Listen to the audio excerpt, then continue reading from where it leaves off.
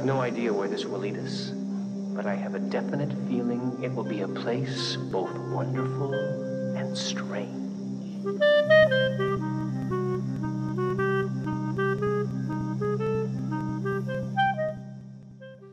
Hello, and welcome to the wonderful and strange Twin Peaks Logcast.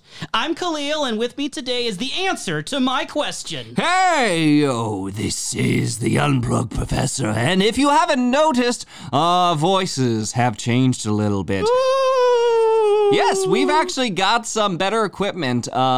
It was fun time being apart, but now we're just over 6 feet apart with kind of a little bit of a fun studio setup. Social distancing! But yes, thanks to this new equipment, hopefully we'll be able to give all the more better quality. I think personally that some of our best interactions are just whenever we can see each other's faces, just because there's just the weirdest tics and there's just a lot of fun with that. In fact, with the new equipment comes new tools at my disposal. So, I have things such as buttons for... There was a fish in the percolator. And... Wow. Erase it, Lucy. And who can forget... Wow. I'm Johnny Cash. Wow. So I am ready to go with all sorts of fun sounds that probably will never come up. I have nothing. You didn't give me any equipment. Where's my equipment? The microphone in your face. Oh. Yeah, that's kind of like the big thing. Oh, okay. Well, I guess that's fine. That's fine. Today, we are looking at episode lucky number 13, Demons. It's called Demons. It's just called Demons? That's why I went, when it started, I did the demon voice. That's my demon voice. Isn't it scary? Sure. Yeah, it's scary. Episode You did 13, good. Demons, written by Harley Payton and Robert Engels, directed by Leslie Linka Glatter. Exciting. Yeah. Regulars to the writing and directing team. We've had a few episodes before, I believe, with this group. But I am always glad to see a Glatter episode. Well, I'm not too familiar. I had a hard time even get familiar with like the Twin Peaks characters' names, so Sure. you'll have to forgive me. Oh, I'll have I'm to go not. through Yeah, and I don't want to pretend like I know either. I'm trying to get better at knowing it because I think it's important, at least for myself, that I start to appreciate the different names behind the scenes who had such a role in making this show what it is. Because again, there's so many people that made it amazing and magical week after week after week, and I really enjoy this episode. So I want to, give a little bit of kudos. No, people. I absolutely agree. That's very exciting. And speaking of exciting things, we have Audrey back and Ben Audrey's still here. back again. Not sponsored. So Audrey, Sponsored by the Backstreet Boys? isn't that Eminem? No, what? Yeah. Guess who's back? Back again? Tell a friend Shady's back, isn't it Eminem?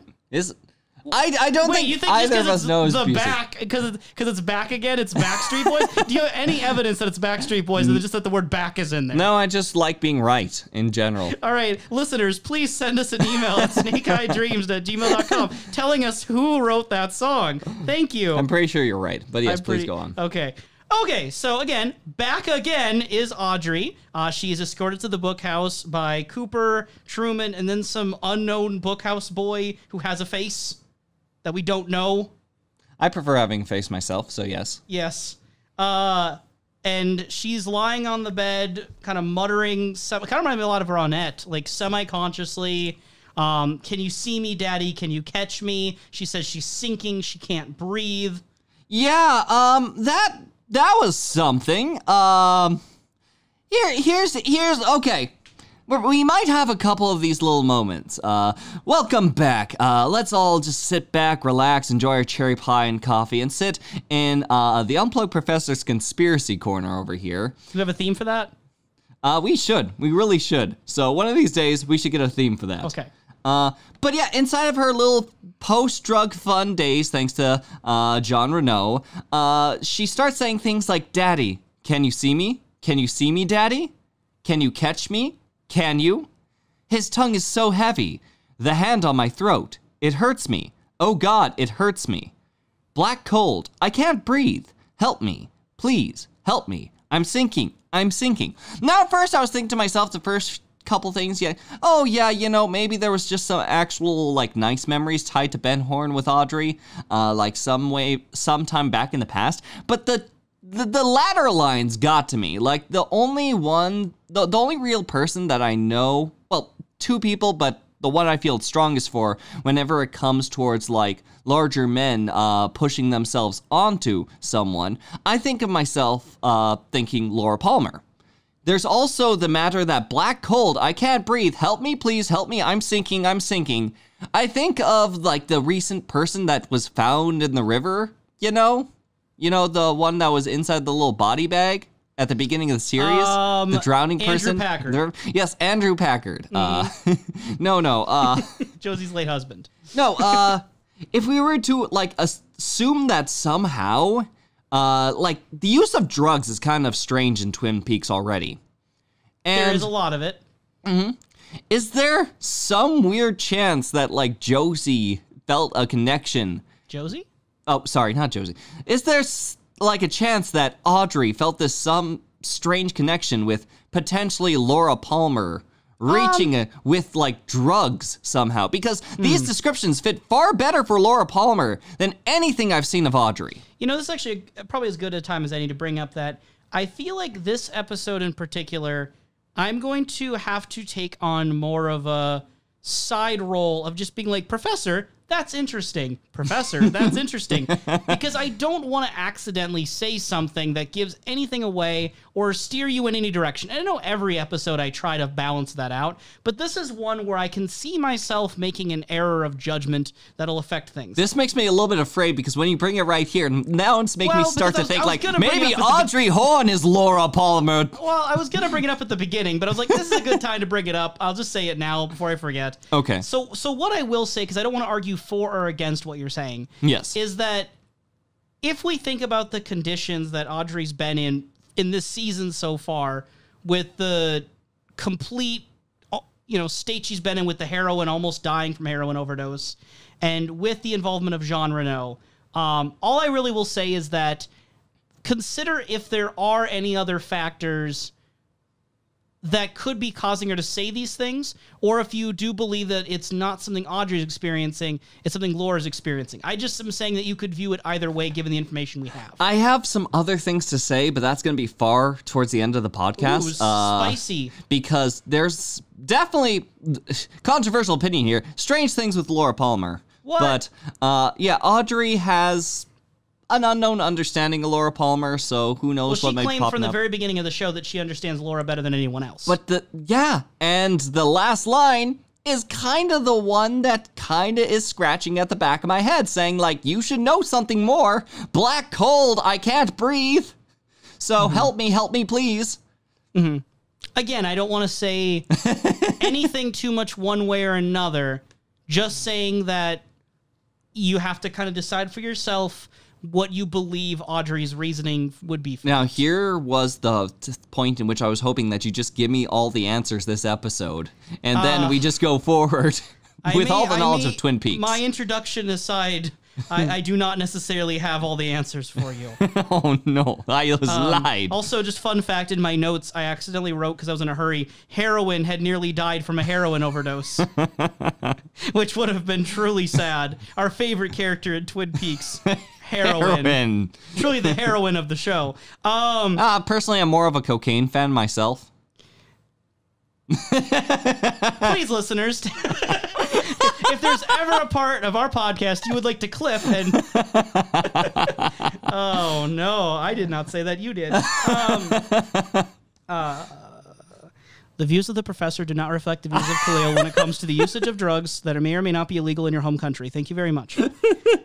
So, a little bit later on, Harry does some expositioning at Cooper and us about who Jean Reno is. He pulls up the yearbook of crime, the school yearbook of crime, points to the photo. This is the other Reno. He's much more dangerous than the other Renos you've met and Renoed before. You feel like you've Renoed a man like him before. Here I was thinking that I was going to make a pun on the yearbook thing, call it the School of Hard Knocks. But yeah, no, I feel like I have to take back the pun now in order to make up for that. You soiled it. So yeah, he kind of expositions at Cooper like, this is the bigger and badder Renault. Yeah, I think we already got that from like context clues. Yeah, we saw it, but Cooper hadn't. Well, Cooper saw the effects of it. He didn't, Yeah. Cooper immediately jumps to blaming himself for the whole incident. He says that he has gone out of his jurisdiction twice, violated his professional code, and Audrey paid the price. He almost had a good rhyme going. He really could have like structured that a little bit better, and he would have been able to rhyme twice with price more naturally. But he sandwiched in the professional code thing a little bit, and I was disappointed in him. But in either case, he was very disappointed that he feels his actions caused someone he cares about to suffer, in quote, in the name of doing what he had to do. And he says this is not the first time that has happened. Yeah, and we'll likely talk more about it when it comes to Gordon Cole later. Just because we do get more and more hints towards this throughout the episode. And Truman's reaction is something to recognize as well. He considers that Cooper is one of the best lawmen he has ever seen, but just sometimes he thinks too much. Do you agree with that? Both those components? Do you believe he's one of the best lawmen, and do you believe that his problem is one of his problems is he thinks too much? I want to get back to it when we talk about Gordon Cole. This is the podcast of delayed gratification. We here at Snake Eye Dreams want to make sure that the podcast listener is exercising the virtue of patience. We are here to facilitate your personal growth.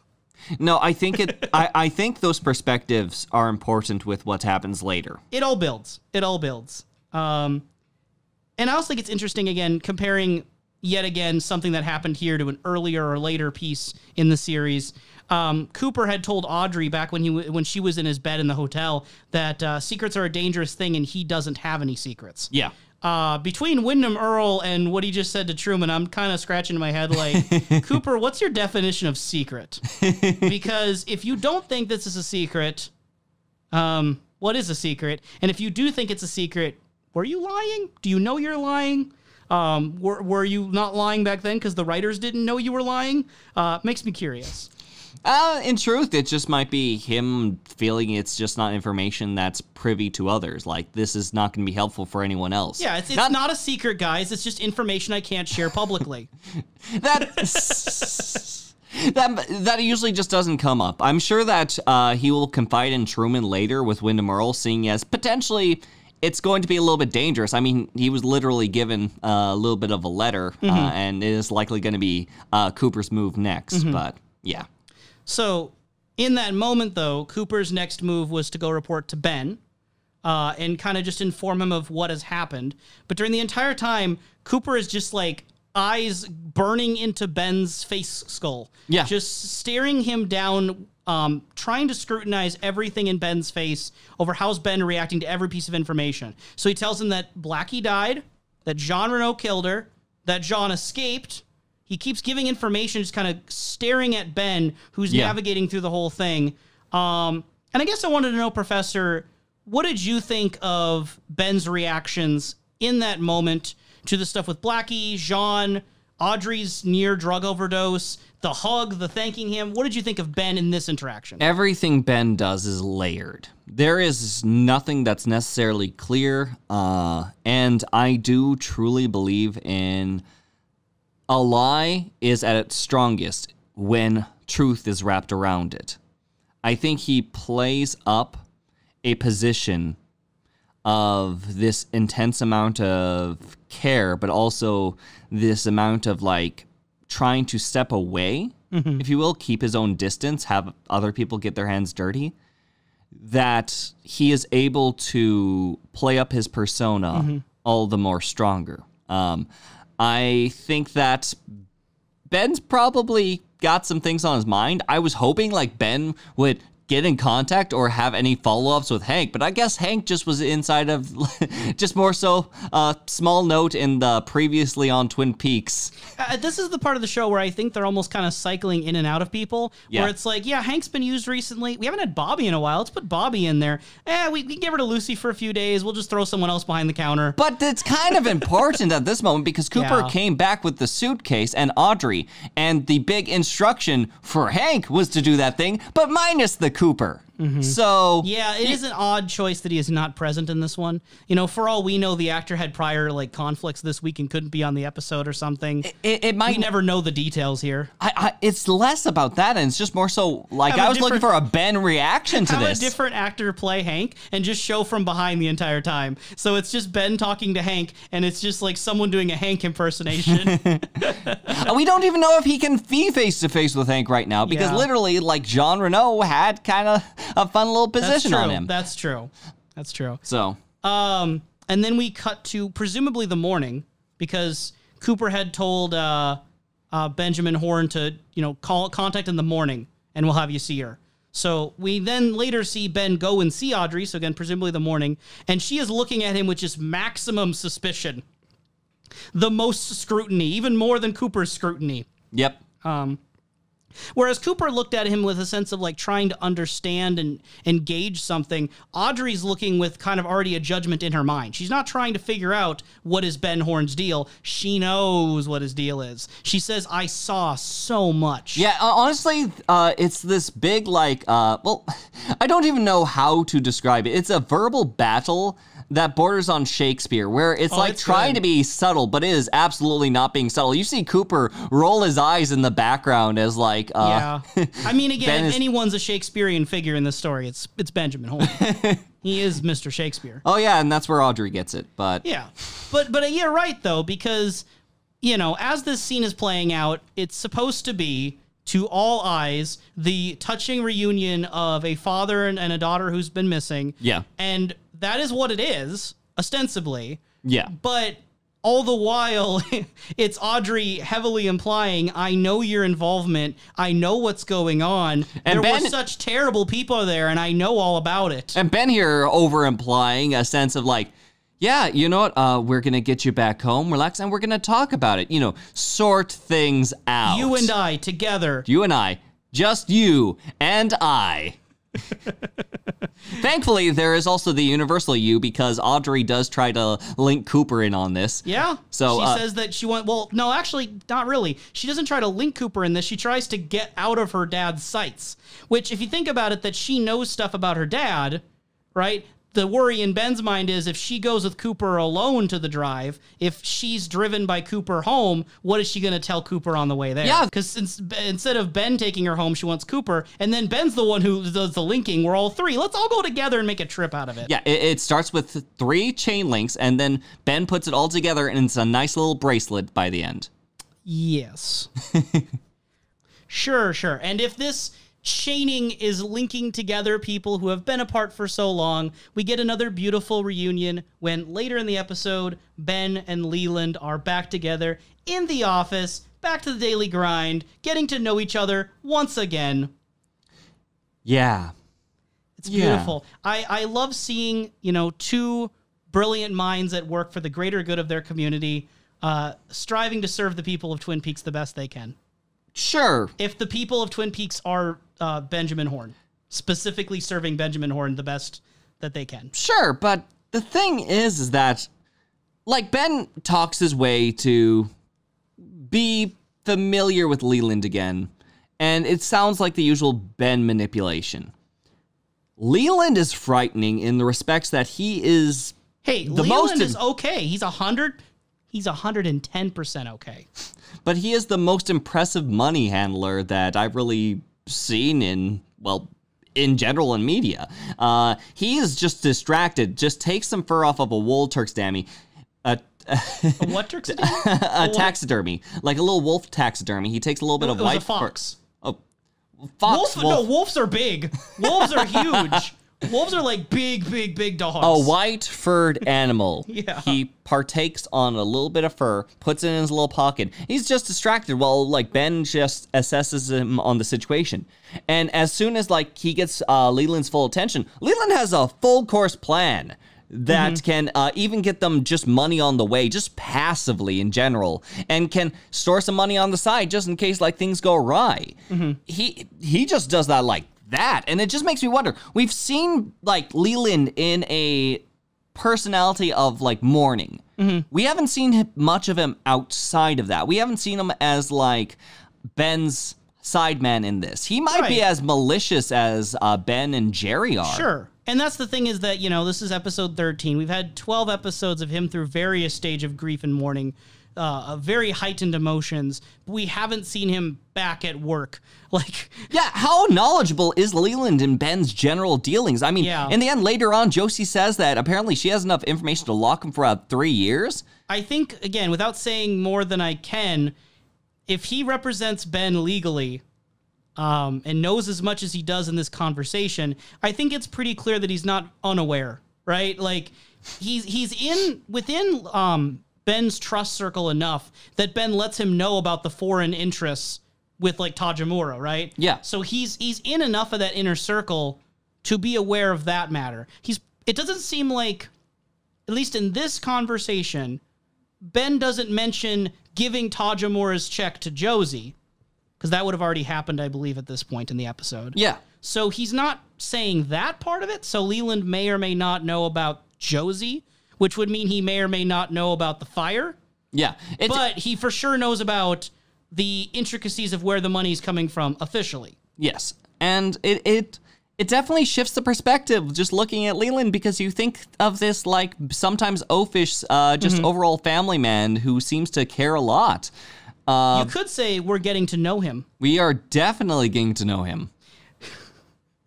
Flash forward a little bit, and Leland is serenading the audience of the Great Northern very personably, talking about where everyone's from as he's singing the song Getting to Know You.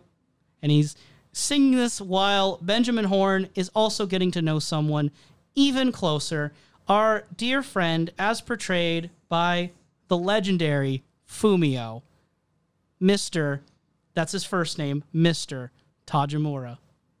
I'm sure that's all we have to talk about on that. So how about we just move on? I know you want to say more about Tojamura. I don't know if I want to. I feel mean. I feel rude to this man because every time I look at this person, all I could think to myself is that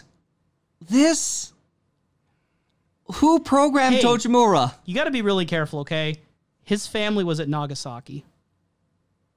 He knows a thing about fire. He knows a thing about fire. Okay? It's hard to say. His family was at Nagasaki.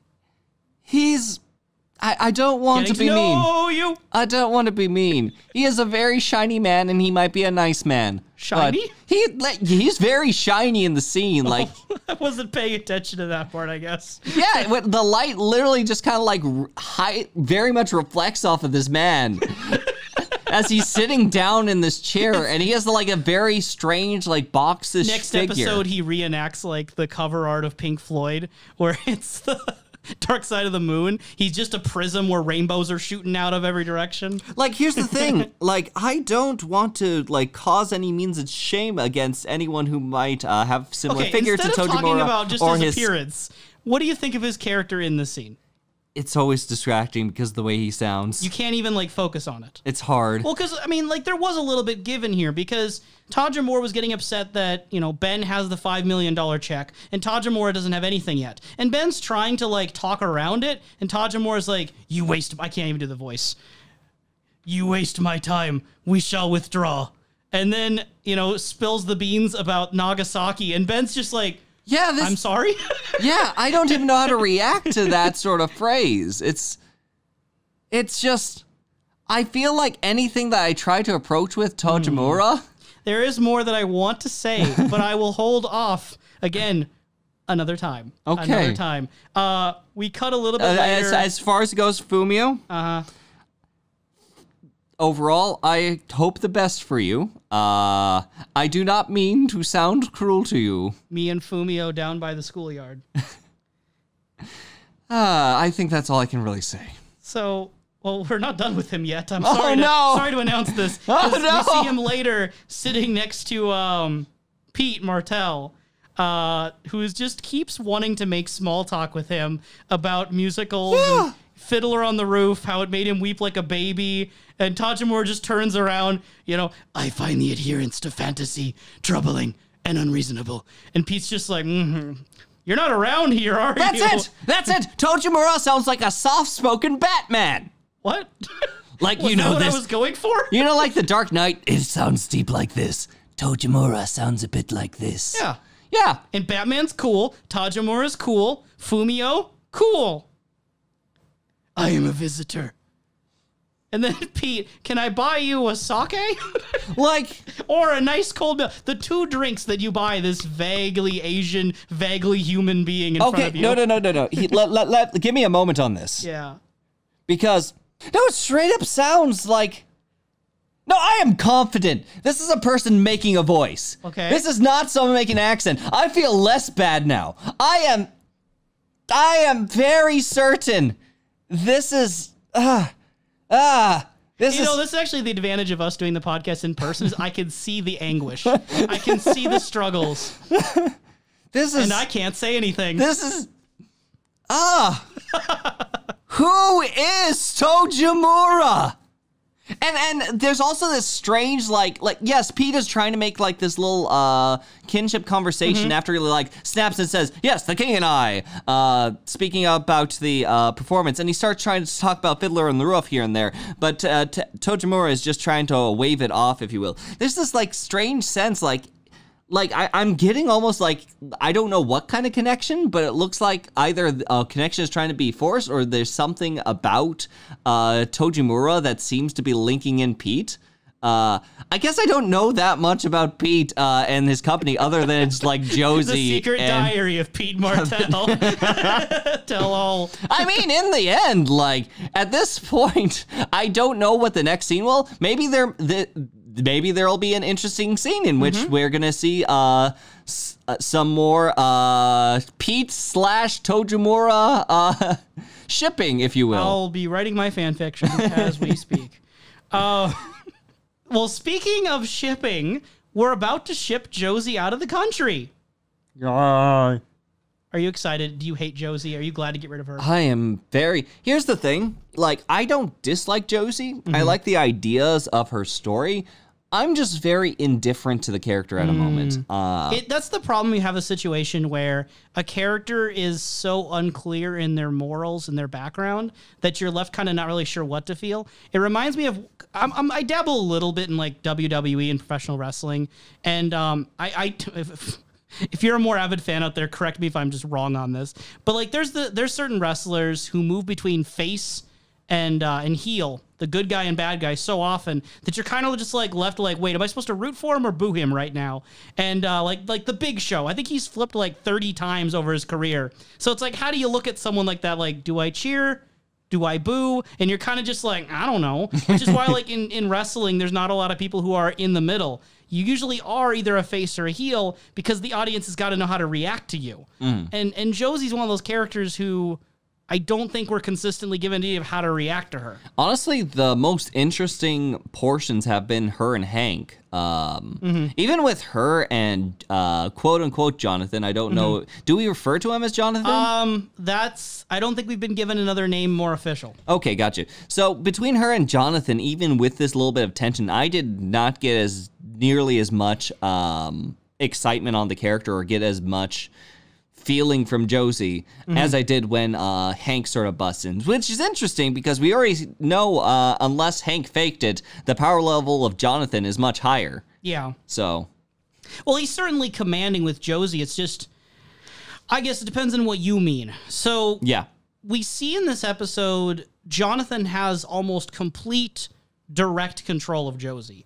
The scene opens up with, cousin Jonathan, basically buckling his pants back up his belt, implying that, he had sex with Josie. Yes.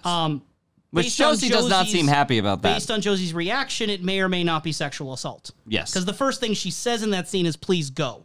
Whatever you want to make of it, it was obviously not something she enjoyed or was happy about. Yeah. She wants him gone now. The severity of it, we don't know, but it's definitely not a very good look. Not a good look, Jonathan. Not a good look. And, he basically orders her around. You have a one-way ticket from Seattle to Hong Kong. We leave tonight. You better be on the train. And then he ascertains as he's gripping her neck that, she still cares about the sheriff. And if she does not go on the train tonight, he'll be there to pay her a visit and the sheriff a visit. So he's commanding physically, he's commanding emotionally, he's commanding like where she's going to go, dictating that, and even in a sexual sense, that dominance is there. So the thing is, like, if we're going by power levels, yes, he's been beat by Hank. He's seeming to be portrayed. Yes, you're right. He's beaten Hank, and he seems to be portrayed as more powerful in every sense. However, the only difference is that Hank is someone who we've speculated in the past what his own agenda is, whereas with Jonathan, at least at the moment, it seems like Jonathan's taking orders from Mr. Eckhart. It seems like he's following someone else's orders. And so we don't have this dynamic of like, ooh, what is he thinking during this? I'm just kind of like, okay, this is, I guess, this Eckhart dude. We haven't met, right? It's hard to have an emotion about Eckhart. And also missing is that when it was Josie and Hank, Josie could have a one-up on Hank. It was a power struggle. Yes. This is not a power struggle. This is a train wreck. Like, Josie doesn't seem to be having anything to stand up, at least at this time, right? Like, she's getting steamrolled right now by this guy who doesn't seem to have his own agenda. So I can see why that's not as satisfying as Hank for you. Yeah. You know, he in some ways is a Hank replacement, but he's also not really comparable. Now, mind you, there's still a very good... It's like replacing potato chips with rice cakes. Now, mind you, there's a very good instance in this episode where we do get to see more power plays from Josie, and I really do enjoy this scene, and that's between Ben and Josie. Yes. We get a moment in which Josie suddenly has a signature ready for Ben, and... Personally, on my end, I'm not convinced. That was an off-screen point that maybe Pete signed it. Maybe that was the case. I'm not convinced. She ends up trying to like dangle it over like a little fish lure, and says that, no, I need my money. And Ben's just like, well, there's processes. You can't just do this immediately.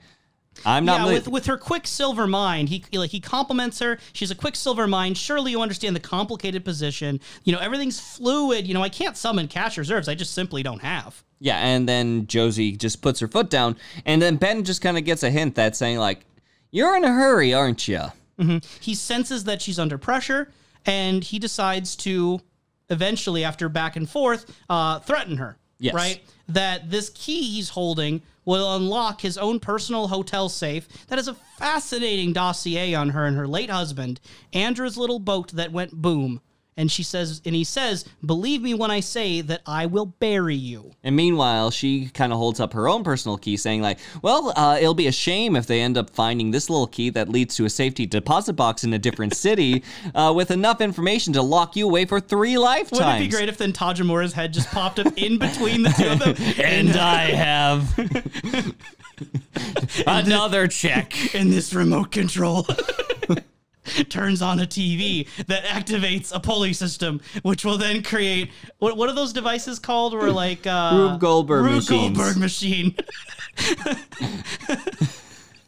that will then write a check for $5 million. But no, I love that scene. I've told you before that I am always ready and willing to encounter scenes where Ben is experiencing power struggles with other people who have power. Which, by the way, Ben ends up giving the check he got from Tojamura and signs that over to Josie. Yes. For the $5 million. Yes. Whether that is yen or dollars is to be seen yet. From the Bank of Hong Kong. No, Bank of Tokyo. Is it Bank of Tokyo? Yeah, it's Tokyo. That's where I thought Tojamura might be Japanese. Okay. Why do I think it was... Is Hong Kong mentioned in this episode? Hong Kong is mentioned because that's where Mr. Eckhart is, and that's where Josie is supposed to be sent. So Hong Kong is mentioned. My bad. You're bad indeed. But yeah, he hands over the check to Josie, which I think that at this point, now that like Tojamura is just suspicious, even in more things, thank you for your impression. It just makes me think that they're just faking each other. Fake signature with a fake check. So I'm hoping that this is just going to be a fun little double cross, but potentially unintentionally. I don't think Ben and Josie would ever engage in such duplicitous behavior. What? And then the last thing we have on Josie is that she's about to leave when, like, conveniently Truman just shows up ready to talk to her. I mean, like, I don't know if they had prior plans or like he just shows up every night. I mean, we've only been in this town for like a little over 2 weeks now. I mean, I don't know how frequently he's over there, but he shows up right as they're packing. Josie introduces him to Mr. Lee, her assistant, who's Jonathan again. She says that this place here in Twin Peaks, this mill, is where she could call him and talk to him, referring to Truman, be everything that Truman wanted her to be, but she sold the mill. It's over. She's going home. Truman, in a stunning move of eloquence and intellectual conviction, says the most amazing argument ever. No, I love you. Which, Benjamin Horne, he's good at arguing things. He's good with his words. But you know what makes Truman even better? He says it twice.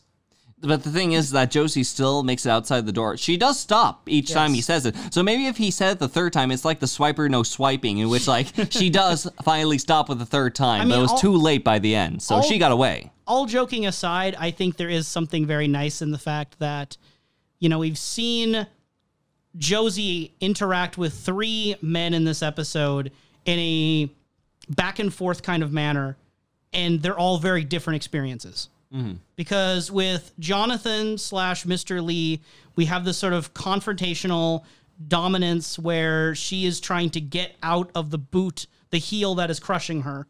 Mm-hmm. And with Ben, she's on equal footing and very cutthroat, and it's very implying the backstabbing, but also just kind of haha, of course we would never need to do that, would we? And having this sort of manipulation behind it, very wordy, very verbose.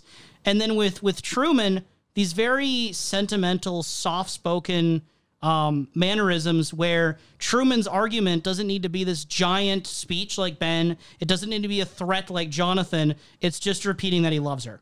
That's it. And I think that just reveals so much about the different kind of men that these people are, but also that Josie, which one is the real quote-unquote Josie? Mm-hmm. Which side of her are you supposed to cement as her character? Is which is the most true Josie between these 3 interactions? Okay. Is she the submissive person who is kind of a victim in the whole situation? Being controlled by Mr. Eckert and outside forces?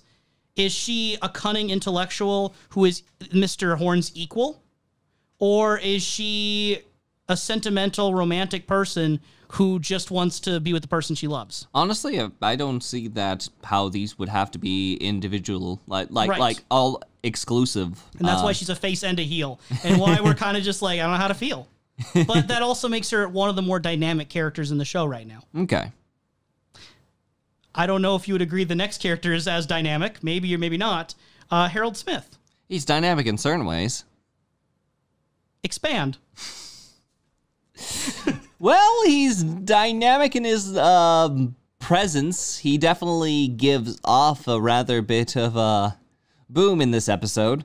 Harold says that he feels contaminated by Donna after their little confrontation earlier, and after having a little face rubbing time with his gardening tool. I know you found Harold very creepy, bad vibes.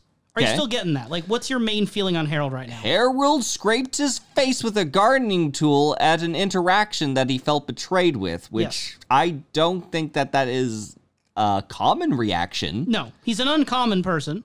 And the thing is that he feels betrayed by Donna, and he's talking about the sense of impurity. But at the same time, he clings onto a diary of Laura Palmer. Mm-hmm. And Laura Palmer, in general, where I think there's an argument, she seems unclean. She at least even presents herself as a bit unclean. Well, you could possibly interpret it.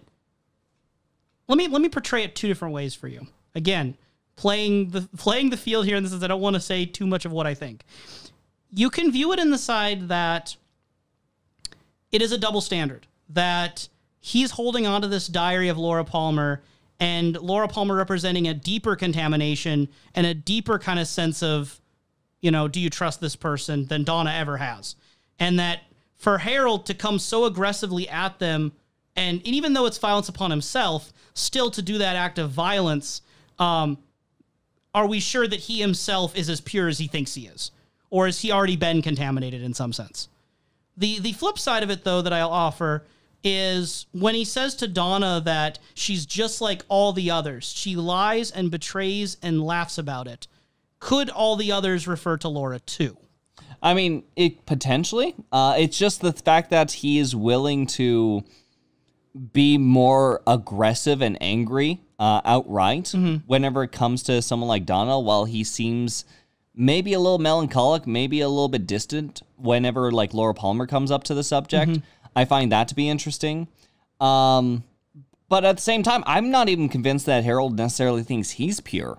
I think that in the end, he's just afraid of impurities more than anything. Well, he claimed that he was thinking of returning to the world because in Donna he had found something decent and pure. Do you believe he meant that? I think that he is being truthful. I don't think that him trying to lie in that sense will be any bit beneficial to him. I think that he has poor judgment because it's been almost nonstop that she keeps like reaching for the diary. Well, to us as a viewer, but I think it's only happened one time before, right? In the end, she ends up like snatching the diary, running out of the home at one point. That was the first time. She ends up like prying to him, saying like, "Yes, I would really want to like hear from this diary, see this diary. Please, I'll even share my own story." Right. Like it. At the very least, she may have not made as many actions to it, but she definitely has been like two-stepping in that direction. I think this is one of those cases where the fact that we know the show moves at the pace it does, we're not led to believe that they've actually been meeting multiple times in between. But that's the thing. The time that we are moving at, it has still been about, what, 12 days? Right, but they've only known each other for like 2 visits. Yeah. You know what I mean? So it's no, not more, not 2 visits. There's been more. There's been multiple Meals on Wheels. There's been 2 Meals on Wheels deliveries. There have been snippets in which she has been sitting down with Harold. So I think that's more so about 4 or 5. I don't think it's been 4 or 5 days since Harold's been introduced. I think that's 4 or 5 visits at least. At the very least, we can consider the 5th. The 5th iffy one was the point in which like she was leaving the note at Harold's door. And yeah, I guess I don't want to argue that too much when neither of us have any proof right now, but I'm pretty confident in saying that it has not been 5 days. I know that we first have an interaction over the phone, and then there are some visits. I guess either way, I think this is one of those cases where if we had indication that a lot of time has passed where, you know, she's been coming and telling her life story, and he's been writing it down, and we know that that's been a pattern, a habit, that would give us understanding for Harold that he could trust her, and it could also give us understanding of why Donna feels the way she does about Harold in return. It would give us a lot more to work with, but if they've only known each other for a few days, anywhere from 2 to 5, that's not really a lot to build up this high expectation of purity. I also kind of have a hard time like trying to work in like how strong connections and relationships are in Twin Peaks when it comes to like this life bond that Truman and Cooper have after the few days. It's really weird, and I think it's an important aspect of Twin Peaks, whether it's on purpose or not, whether it's considered good or not, but you know, subjectively, time moves very strange in this show. Yes. Most other shows are episodic to the nature where, you know, you don't know how many days have passed, but it's implied, you know, like your standard crime drama where every episode is its own plot line. You know, it could be months since the last episode or weeks or days. Yeah. This one, you know, we hardly ever really know. Like, even when I said that, well, presumably Ben came back in the morning to talk to Audrey because Cooper had said, I'll, you know, call you in the morning, and then we see Ben later. But we don't actually, like, have a clear indication that a day has passed and it's the next morning. We just have to infer that based on Ben's location there now. And we don't know if that's true for every character. For all we know, the events that happened with Donna could have happened last week. You know, we don't know if they're concurrent. So whether you like it or not, I think it's interesting that from the beginning of the show until now even, this show has had a weird relationship with what time it is. Yes. What's going on. Yes. But I will say one thing. Okay. It was definitely time for Action James. Because Action James, he comes into Harold's domicile. I was looking for a word there. Comes into the domicile. He beats up Harold. They lock in a Mortal Kombat. I believe that he grabbed all the books on the shelves and started throwing them at Harold. And then Harold activated his super uppercut. And then James pulled a motorcycle out of his pocket and took Donna and Maddie out of the house. And I think it was a great action scene. Much better than if he had just walked in and grabbed them and they left unceremoniously. Yeah. Yeah. I'm just gonna leave that there. I don't think I can touch it up anymore. I think that Make sure to add some like Batman sound effects in your post Nah. editing. I think it's perfect as is. So we see Harold furiously tending to his plants and like screaming as With a distorted sound in his voice. yes, which spooky whenever we hear the vocal distortions. Yeah. And we get some scenes then. We don't know how far from the house they are, I don't think, but by the road where James is talking to Donna, and James says that, you know, after Laura died, everything went so fast. It's hard to know what to believe in. It's like if we could put our hearts together forever, and they're making the smoochy, the hottest neck kissing this side of the highway. You didn't like that scene? Was it too enticing? Was it too hot for TV? The worst part about Twin Peaks is Donna and James. Oh no, we were away from them for a while. We got them separated. I know, and it was great. But like a magnet, they pull themselves back together. Two Why? hearts made whole. Why? There's nothing compelling here. There's someone who just thinks that, yes, as long as we hold on to one another, we will be fine. No. This is a very... Did you feel better about the scene that comes later then with James and Maddie? That I have conflict with, but it is good closure. Better? It's conflict. Oh. It's conflict. Tell me about it. I'll tell a little bit. Story time. Story time. Donna, but not Donna. It starts with Once Upon a Time. It starts upon Once Upon a Time. There was a Maddie and a James, and they went to a nice little park as the Twin Peaks theme played. Do. And yep, that's exactly the Twin Peaks theme. And they confided in one another. And Maddie was just kind of talking about how even like with people treating her with like Laura, especially James, is that she ended up liking it. Mm-hmm. And she just goes on, and she says that she's going to be leaving Twin Peaks tomorrow. Vroom, vroom. And she'll be going back home. It gives James a kiss on the cheek and departs. It's a very sweet scene. Aww. If you think of it as just as a usual scene, like, you know, Maddie is leaving.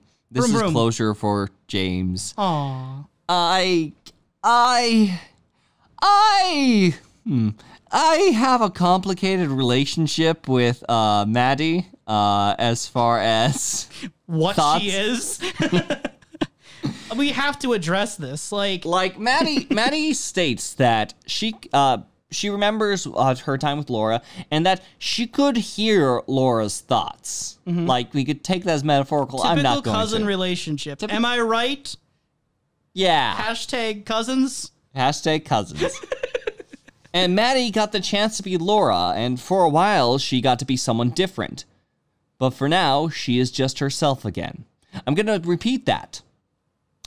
She got to be someone different. But now, she is herself again. Aww. She says that she's going to be going home tomorrow, but the thing is that she's not really, like, in denial of being Laura. She just talks about how people saw her as Laura. Yeah, she got to put on the wig. Yeah. And if you put it sort of in that little bit of context, thinking to yourself that potentially she's Laura adjacent or has something much larger to do with Laura, this becomes more important. My brain goes back to the point where she's like stuck in the room after the James trauma. And, you know good old Mike? You remember good old Mike as he crawls straight into her face? That's fun, isn't it? What do you mean? There's a point where Maddie is, after James runs out of the room. Mm-hmm. You mean Bob, though? No. Oh, Bob, I'm sorry. Yeah, like, Mike, Bob and Mike. Mike. I keep getting back and forth between no Bob offense, and Mike. but Mike crawling would have a little more trouble. But, yes, Crazy Bob comes Crazy Bob. forward. and he just gets inside of Maddie's face. I have thoughts, but as far as, like, involvement goes, like, Bob has been present for Leland, for Leland's wife, Sarah, for Laura Palmer, as well as Ronette. correct. Maddie is a weird one. Like, sure, she is connected to the Laura Palmer family, and sure, if we, like, have that argument on whether or not she can have these visions, like, where it happens hereditarily, that can be said. But it's still weird for her. And I did mention Leland did before also having, like, seeing Bob at least. The Palmer family just in general. Just the Palmer family. There's things that concern me, especially with that bobbling. So, yeah, this would be the scene where, like, as Maddie just walks off the screen and goes back into the ocean off to Missoula, Montana, that you think to yourself that, no, this is finally going to stop the crazy train for me. No, it's still chugging along. Did she mention Missoula, Montana? Or you just remember that? She lives somewhere. I'm just kind of impressed you remember that. It is Missoula. You're right. It is Missoula. Yeah. Yay! I got a fact right. She will be going to Missoula, Montana. Well, I can't say much. I told you I can't say much. I know, and there's something, I'm just going to put a pin. We're going to go at the very end, I'm sure, it was where we're going to talk about it, but I'm going to put a pin on listener, her going back. This episode, hashtag patience, hashtag put a pin in it, hashtag cousins. Hashtag cousins. Also, hashtag atmosphere. I just want to make a quick, intrusive comment that I liked some of the visuals and sounds in this episode. I talked last time about my appreciation of the One-Eyed Jack's hallway scenes, and I like this episode's use of the forest during the second opening credits. Yeah. It has like opening credits, then interrupts it for a little bit for a scene, then goes back to opening credits, and it continues like lurking slowly, roving through the forest at night. And then we have the waterfalls panning up to the Great Northern, kind of like a red lighting over the Great Northern. It's great for the mood. And considering how important the woods seem to be, but we don't actually go there very much, I think those kind of shots matter a lot. Because we spend a lot of time in this show indoors. Like, the Maddie scene with James is one of the few examples where they're by, like, water. They're outside. But generally, there's so much that happens indoors in a police station or in the Great Northern itself that the moments that they spend outside establishing shots of the trees, the water, the waterfalls, the wind, everything, the animals, those, I think, are so important for the mood. So I appreciate when I see them. And for a non-outdoorsy one, I also really like the transition into the cigar lighting. I think that's when it goes into Ben and Josie, I believe. Or maybe it's Tojamura and Ben. When they're lighting the cigars. It like goes a close-up on the cigar and then zooms out from there. I really like those shots. So, good job. Yeah, it's impressive. You get a smiley face star. Yeah, honestly. It's scratch and sniff. You scratch it, it smells like a smiley face. Yeah, honestly, the sets and locations as far as Twin Peaks is concerned have overall a lot of potential for just overall communication on just the sets and moods, as well as just a few fun creative moments, such as like spiraling through the walls of the police station from one of the prior episodes. Yes. Yeah. And I think no scene better exemplifies the sort of grasp of mood that the director has than our immersion into the Leo Johnson party. Yep. I wish I could do a kazoo noise with my mouth right now. And I mean, you could try. Good job. I did it. I can't even whistle. This is embarrassing. So Leo Johnson, he looks good in red, by the way. Looks very good in his bright red shirt. I mean, Leo Johnson looks good in every color. Am I right, ladies and some gentlemen? Am I right? I couldn't even remember his shirt color. Oh, it was very bright. It was very red. There was a lot of bright stuff on him as he was covered in streamers, as well as the party hat, as well as the sunglasses, as well as the kazoo. So forgive me for not noting his shirt color. I just got to appreciate the finer things, okay? I didn't see if he had any new shoes on him, but I did see the red, and I appreciate that. It was good to see Bobby again. It's been like 8 episodes. It's good to see him. Shelley's good too, but we've seen a little bit of Shelley. We haven't seen any of Bobby. So it's good. It's good to see him. Good to see Mr. Pinkle. Long time no see, Mr. Pinkle. Oh, so that was Pinkle. That was Pinkle. Okay. He had them sign the custody papers. They're going to stay there full time. He gives them their check, and he like tactically dodges when Bobby starts showing anger. No, does that make him like Mr. Pinkle Brockman? Is Brockman his first name? Where does it say Brockman at? It says in subtitles, Brockman. What? Okay, hold on. I'm fact-checking this episode. Did I say the wrong thing? Is it not a Pinkle? Pinkle is much younger. Is that a Pinkle or is that a Brockman? Welcome to the new statement inside of our show. Is that a Pinkle or a Brockman? Tom Brockman. Can't believe I'm embarrassed. Okay, you're right. I just got the internet to load. It is a Mr. Tom Brockman, insurance representative. He kind of looks pinkle-ish. He's pink. This is his only episode appearance. He's never again in the series. So, oh, that's a shame. Good job, Ian Abercrombie. Is that the guy who owns Abercrombie and Fitch? No.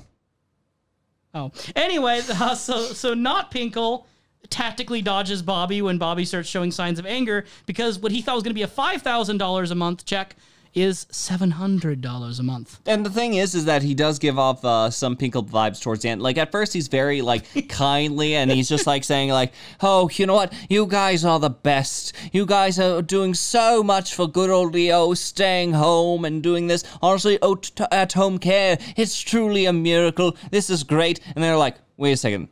How does 5,000 turn into 700 a month? Oh, well, you know, fees and taxes and charges and who knows? I'll get myself out of here. Bye. Okay, I'll just find myself the door. Oh, here you go. Oh, who's a good Leo? All right, goodbye. But, say what you want about Bobby and Shelley.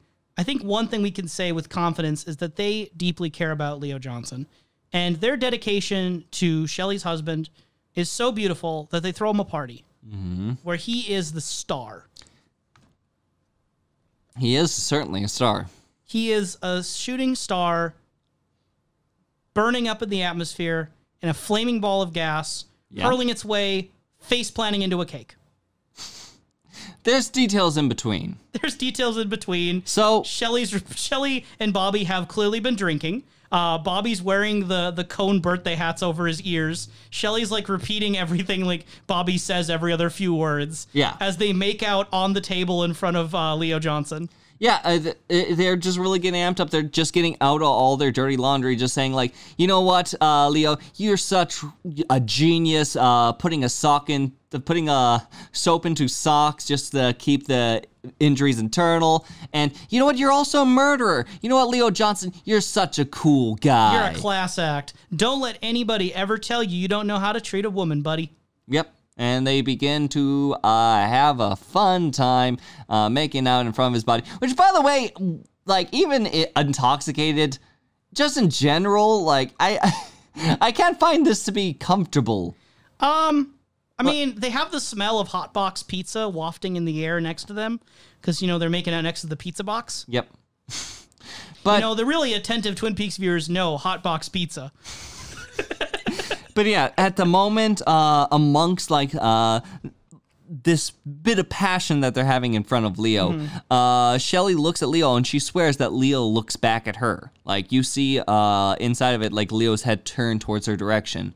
And then we just cut back and it just seems like he's in his usual catatonic state. But as soon as like Shelley panics and says, okay, this is just weird.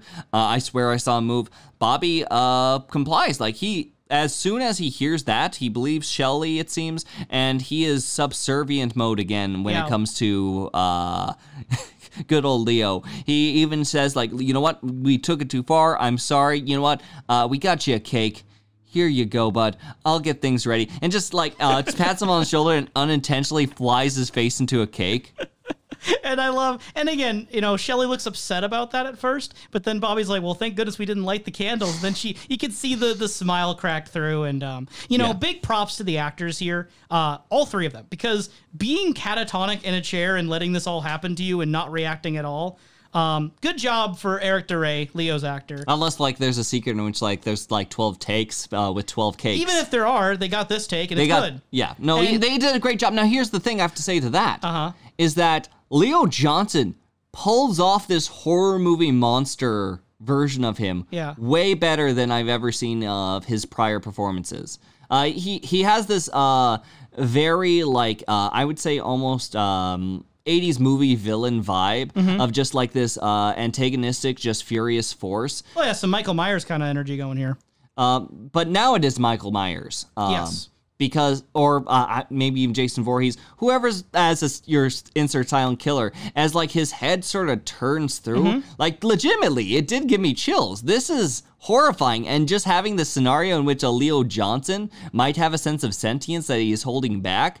No, this could be a horror movie all on its own, outside the context of Twin Peaks. So it's a really good scene. It kudos to the actor. And, you know, again, I think one of the strengths of Twin Peaks is its ability to balance and contrast different emotions.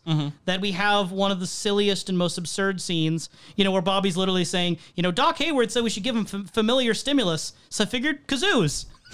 You got moments like that, mixed with that sort of tension of the seriousness of Leo Johnson and kind of perceiving that he's making sounds with this kazoo. He seems to kind of know what's going on. Maybe, possibly. No, he's breathing with the kazoo, and it's so great. Yeah, it's great. It's great. Speaking of great scenes that may be comic relief, but also instill fear, that also inform some sense of questionable consciousness, Nadine. That's like the most qualifiers I've ever had to add on to a transition. But it's true. All of those things are true. Hashtag cousins. So she comes home with the swellest dress, right? And she asks, you know, when are my parents coming back from Europe? Pretty soon, honey. Poor Ed. He's just got, like, how long is he going to have to cover this up? I can't say. Could be one episode, could be the rest of the series. I can't say. You know, Nadine has the great idea. Let's pretend like we're married. And then she, like, gut punches him, twists out his insides. Now, listener, usually we get, like, notes ready for, like, sections on stuff we're going to talk about. All I have for this section right here is Ed Punch equals hospital. We've already seen what Nadine can do to a fridge. So, dear God, Ed's, like, must have some internal bleeding and bruising. Great facial acting, though, on the actor's part there. Yeah. Like, when they turn around and you see Ed's face, it's a great comedic payoff. And honestly, I would be afraid if he is taken out by Nadine to go macking, because I'm pretty sure, like, he will have skin torn off of him. She will turn into a feral vampire as, like, her sheer strength. Did you see the way she jumped on that couch? Yeah. That is one of the most impressive, like, jumps I've ever seen.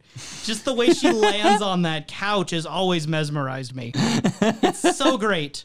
Between, like, Bob climbing over the couch that one episode and Nadine planting herself like an Amazoness on that couch. So good. Nadine is quite the person right now, and I hope the best.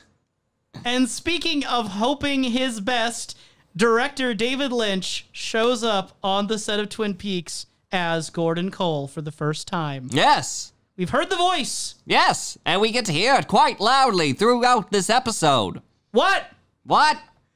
Sorry, Professor, I can't do the Lynch voice right now. Pay dirt. Go on, Kalil. How do I... Angelo Badalamenti. Angelo Badalamenti. Professor, I need you to speak up more clearly. Why does Angelo Badalamenti the trigger for the David Lynch voice? Because he's the main composer for, like, David Lynch's films and Twin Peaks. So you just imagine him yelling at him, and that gets you in character? Angelo Badalamenti. I summon thee. Anyway, so we get Gordon Cole's first appearance. He wears, like, these hearing aids cranked up to the max, and he needs everyone to yell at him. He clearly has trouble understanding and hearing things. You know, with Lynch on the set, we at least know that on this episode he was around. He's not the main writer, he's not the main director, so we don't know how many of the strings he's pulling, but any concern of, like, how active are Lynch and Frost at this point in the show? Well, we have Lynch literally on the set right now. Yeah, he is there. We have Lynch on the set, and so everything is now suspect for whatever he does. Yes. What'd you think of Gordon Cole for first impressions? Before we get too far into Gordon Cole, because I'm sure that we'll get into all sorts of deep things. Yes. Gordon Cole also reveals in the background someone is sitting at Lucy's desk with Lucy's little tag right in front. Yeah, it's just Lucy Moran. It says the name right on the counter. Why would you assume it's anyone else? Because it is a larger man with a very nice poofy hair and mustache. You know, are you body shaming Lucy Moran? Wait, maybe she gained some weight. She grew a mustache. Maybe, and if that is her choice, fantastic. That is great. We haven't heard much from Lucy since last time, so... Yeah, she's on the out cycle of the cast right now. And we don't even know where Andy is at the moment, so... I'm sure he's busy. Whoever... Hawk has been in this episode saying nothing but being everywhere, so... Yeah. I don't know. And like every other time we've gotten a chance to see police officers, like we haven't really gotten to see their face. So maybe this is Police Officer Bob? I don't know. But overall, yeah, very, very interesting. I'm going to keep a better eye out for this man. David Lynch was around him, so all the secrets are revealed by this man. He's not Love Carl. Come on, let's not get too extreme here. Jokes aside, no. Gordon Cole, what'd you think of him? Gordon Cole. As far as Cole is concerned, he is a very suspicious force. I joke with the officer, but I am genuinely serious when I'm just like trying to like gander as much information from this man. Like if this was played by someone else than David Lynch, I wouldn't have my eyes trained as hard on him as I do now. Yeah, it's definitely a very interesting decision. Yeah, he has plenty of interesting decisions and for again, himself. The director of Twin Peaks playing the director of the FBI. So at moments in which like he is shouting out loud, I'm trying to analyze when he says, "I'm very proud of you, Coop." I'm wondering whether or not that is David Lynch talking to the character, or if it is Cole talking to the character. Right. It is. Well, and it's almost reminiscent to me of how a director, the classic idea of like, cut, action, like someone sitting in the chair in the background yelling at the stage. Yes. He's just a little too close.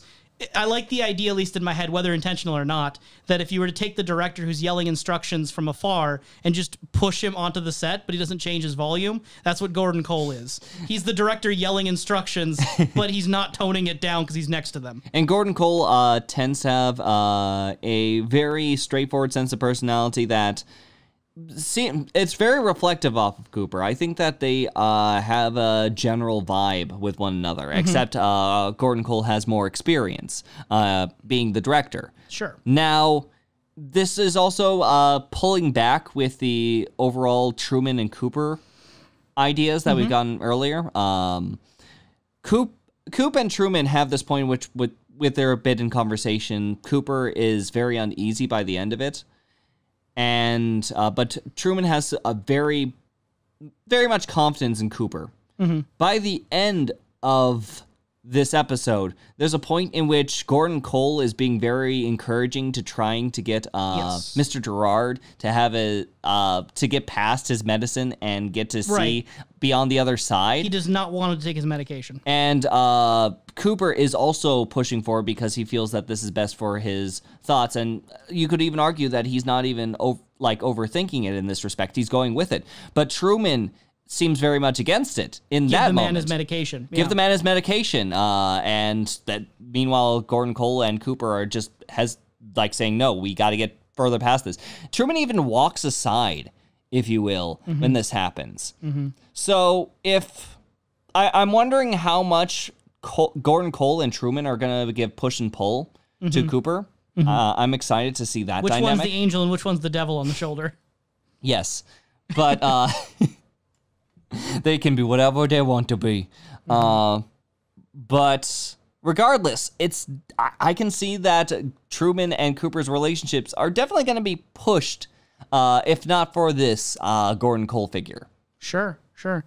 Well, as Gordon Cole calls him, the one armor, we'll get to the one armor later. Because before that, earlier in the episode, Gordon Cole tells Cooper a few findings that we're just kind of supposed to take at face value, that were done kind of off screen. So apparently there were vicuna coat fibers in the hall outside of Cooper's room. Very expensive coats. As soon as I looked it up, they are very, very fancy coats. And the person, if you may have noticed, who had a reaction to that the most was Truman. Truman was like, vicuna, and kind of had a thought process about that. Yeah. Because I imagine in Twin Peaks, from the people that we've seen, Pete Martell might not be a suspect for owning a vicuna coat. Who would be? There's a few people in mind. You don't want to speculate? I'll get to it. Okay. Because hopefully the significance of being outside of Cooper's room isn't lost on you. Yeah. Cool. There's also the blue drug and the syringe, which is a weird combination. Apparently Albert did some research on it. We'll talk about that more later. And then there were diary pages found near the bloody towel over at the train, like, crime scene area for Laura and Ronette. So we can about assume which diary these might be part of the many, many diaries at this point. Probably the diary of Pete Martell. Yeah. And then there's that line. There's some comedy lines that I guess I thought were interesting where Cole says to Cooper, "You remind me of a small Mexican chihuahua." Yeah.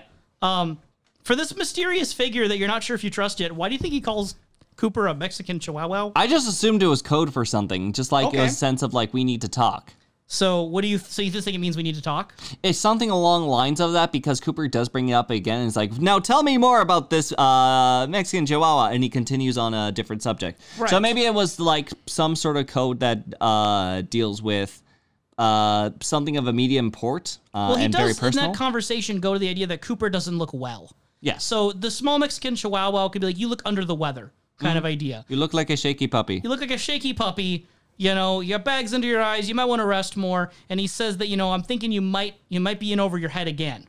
You went into the chute in Pittsburgh, which I'm assuming implies like hospitalization, right? Because he talked about how Cooper responds basically saying that I've received injuries in this case, otherwise they're not similar. So whatever this case is in Pittsburgh, the similarity that is drawn here is between an injury where Gordon Cole thinks maybe you're in over your head again. Once more, secrets that Cooper might be hiding, or just backstory we don't know about. Who knows? And then there's a conversation that happens between them where Cole kind of seems more reassured that, as Cooper puts it, he is sound in mind, body, and spirit. They're all up to the task. Yes. And, acknowledges that restless nights and uneasy dreams, they come with the territory. Yes. The thing is that what Gordon Cole doesn't know, that Cooper does know, is that he recently, like he's told, like he admitted in front of Truman, went out of his jurisdiction twice, and he blames himself for what happened to Audrey. So while he's telling Gordon Cole, nope, I'm fine, if this always happens, it's a normal part of the job, there is more than just the normal part of the job happening here. I don't know to what extent, we don't know yet how much Gordon Cole knows about the dreams Cooper's been having. Are those kind of dreams common for the job? Or are these different kinds? So again, curiosity, we'll have to find out as time goes on. Yes. And Gordon Cole says 2 and 2 do not always equal 4, and says there's an anonymous letter sent to their home base, their HQ, which is supposedly from Wyndham Earl. Looks like a chess deal. P2K4. Yeah, as far as it goes, like, the 2 and 2 does not always equal 4. It just might be a more broader sense of saying things are not always as they seem. And you're pretty good with names, so you remembered Wyndham Earl. Yeah. Okay. Yeah, that's an easy one to forget in the spaces in between. I think that's important that there is an opening chess move that is recognized as Wyndham Earl's opening chess move, because it is that sense of challenge. It's to give to Cooper, if you will. And it almost like implies a sense of your move. What will Cooper do with this information? Who knows? But suffice to say, the fact that like Wyndham Whirl is just out and about and just by name now. They said Wyndham Whirl? Like it's like a ride at like an amusement park. Welcome to the Wyndham Whirl! Yeah, and we're still climbing up. Like, I really hope that there's a good drop, because elsewise... Oh, I was thinking it was like a water ride kind of thing is what I'm thinking. Oh, but there's no, like... Then we're on the lazy river part of the water ride because there's no drop. We got to get to that drop soon. They're setting up a lot of different situations here between Jean Reno, the background Wyndham Earl stuff, obviously the Killer Bob stuff, whatever's going on with solving the Laura Palmer situation. Do you like all these different complications for Cooper? Do you wish they would just focus on one? What are your feelings right now? I think that they're doing fine with what they have, if you will. I'm not really like pushing myself, thinking to myself, man, but what about more Wyndham Earl? Wyndham Earl is supposed to be a little bit of a background threat at the moment, so I don't mind the way that he is right now. It's just that there's not much that I can say at the moment, thanks to that. Fair enough. So that does bring us then to the scene you alluded to earlier with Philip Gerard, the one-armed man. Oh, and I think this is, I know, the last thing on our notes to talk about. I want to just let you run it for right now. Okay. Say your thoughts. I'm going to sound crazy. Please. Our listeners will love hearing this. Okay. And I will too. Okay, so we get this... We get him to the point, like... I almost called him Wyndham Earl. We get Mr. Gerard to the point that the magician comes out. And That's what you're going to call him? I'll call him the magician. Can we I really call like him that name. Mike since that's what they call him? Fine. You can argue Mike is the magician, but Yeah, I like the magician as the name, but we'll call him Mike. let's call him Mike. Okay. Mike comes out, and he actually answers some questions that some he avoids. Like, where is Bob from is one he avoids. But for the most part, he tells this strange story about how he, as well as Bob, had been in some sort of relations with one another, partners, perhaps. His familiar. His familiar. And both of them he considers a sense of parasite, if you will. Right now, Mike takes on Mr. Gerard as a host. And that's how he's presenting himself. He uses this host from time to time. But elsewise, he's just this spirit. Apparently, Bob has been around for over 40 years.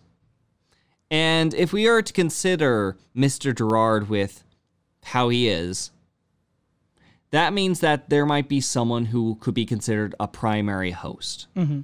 It is revealed at the end, or might be leading us on, that the location will be the Great Northern Hotel. Based on the various amounts of trees around the location and how each room has separate souls. and people coming out every night, in and out. Yep. Yes.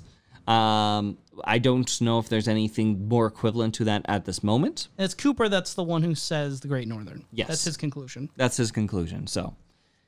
So if we were to believe that, that would have made sense if we were to assume, say, for example, good old Bob really does not like Cooper kind of digging in where he is.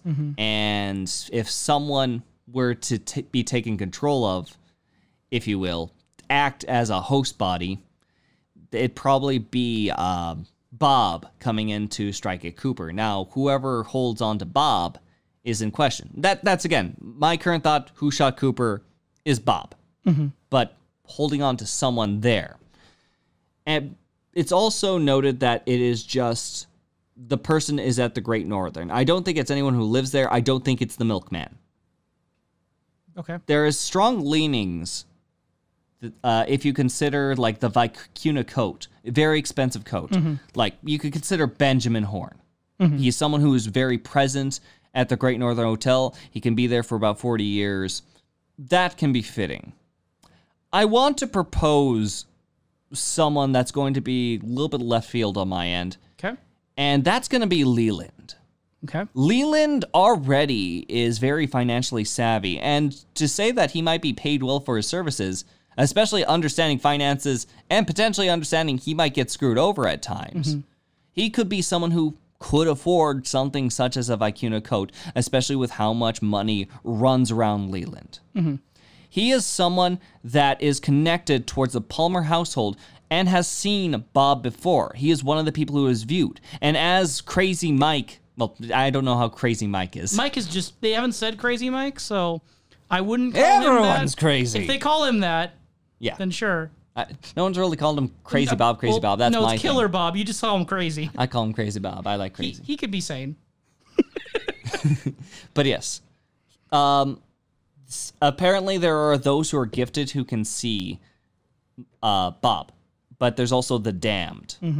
And to say that as far as going through some hellish situations, and for someone who has not been quite emotionally well, who could very much not benefit from the Bob parts, I think Leland could be definitely considered as the damned figure. Someone who has history with Bob, someone who is connected to Bob, and his family is also very much connected to Bob. There's almost like there's a strain of Bob that has been leaking around him because they have all witnessed Bob in some vicinity inside this household.